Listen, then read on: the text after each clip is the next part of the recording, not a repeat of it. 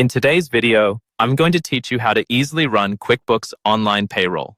We'll walk through the full process from start to finish so you can feel confident every time you run payroll.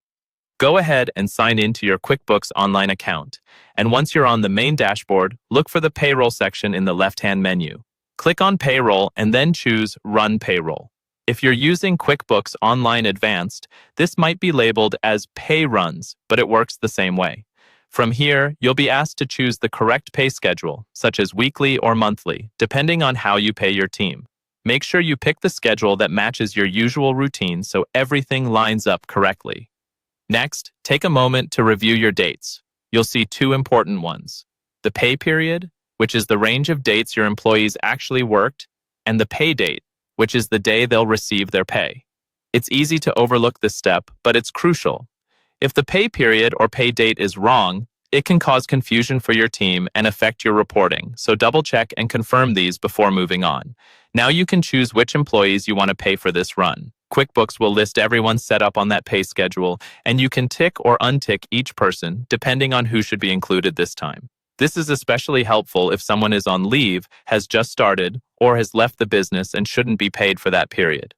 Once you've selected your employees, it's time to enter or review the pay details. For hourly staff, look at the hours worked. If you're using QuickBooks Time, approved hours may already appear here automatically. Review these carefully to make sure nothing is missing or duplicated.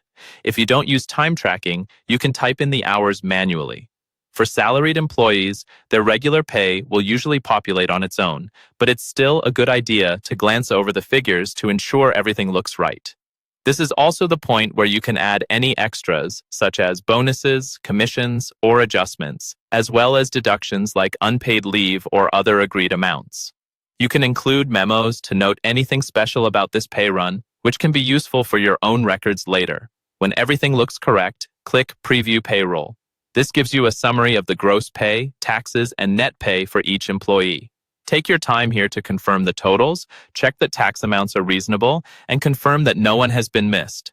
If everything is accurate and you're happy with the preview, go ahead and select Submit Payroll.